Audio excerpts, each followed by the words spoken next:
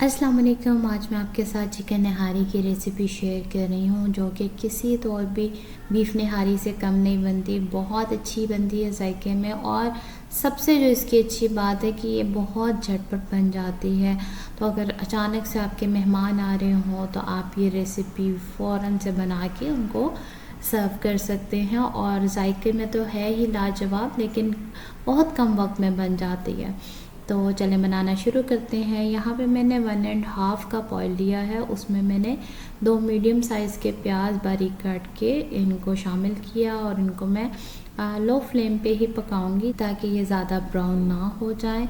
और इनको मैंने यहाँ पे गोल्डन ब्राउन करके निकाल लिया। अब इसी ऑयल में मैंने 1 टेबलस्पून भर के कुटा हुआ लहसुन शामिल किया है। जब ये थोड़ा सा गोल्डन ब्राउन सा हो गया तो इसमें मैंने चिकन शामिल किया है 800 ग्राम, और इसको मैं फ्राई करूँगी।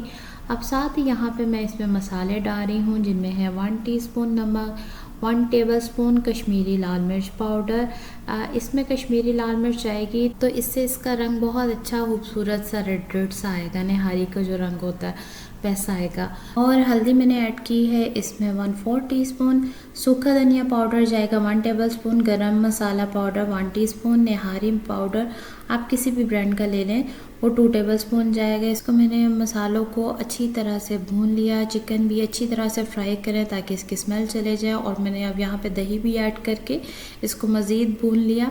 दही मैंने 1/4 कप ऐड की है, और इसको अच्छे से भूनने के बाद मैंने पानी 2 गिलास ऐड करके इसको 12 से 15 मिनट के लिए ढक्कन देके पका लिया। इसी में ही चिकन बहुत अच्छी तरह से गल जाएगा, पक जाएगा।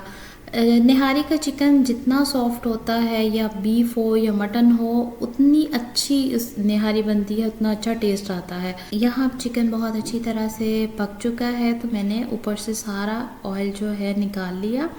यह आप चाहे तो किसी और खाने में इस्तेमाल कर सकते हैं, या फिर आप इसको तरी के तौर पे भी इस्तेमाल कर सकते हैं। जो प्याज स्टार्टिंग में फ्राई करके निकाल लिया था वो ऐड करें। आखिर में ऐड करने से इसका फ्लेवर बहुत अच्छा आता है। इसकी ग्रेवी को थिक करने के लिए 3 टेबलस्पून एक अलग पैन में आटा लिया। इसको मैं थोड़ा सा भून लूँगी। आटा अगर भून के ऐड किया जाए तो एक तो जल्दी भी काम हो जाता है, और वो जो आटे की कच्ची सी स्मेल आती है, जायका आता है, वो नहीं आएगा। तो मैंने इसको ठंडा कर लिया भून के अच्छी तरह से, और इसको पानी में मिक्स करके मैंने आहिस्ता आहिस्ता ग्रेवी में ऐड किया है। और देख सकते हैं आप थिकनेस इसकी कितनी अच्छी कंसिस्टेंसी है। आप अगर इससे पतली रखना चाहते हैं या गाढ़ी, आप अपने हिसाब से कर सकते हैं। और फिर इसको डिश आउट करें। अदरक कटा हुआ, हरी मिर्ची और हरे धनिया से इसको गार्निश किया मैंने, और लीमू के साथ सर्व करें।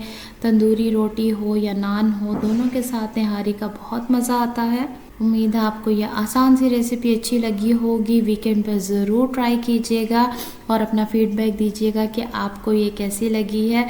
अगली वीडियो तक के लिए अल्लाह हाफ़िज़।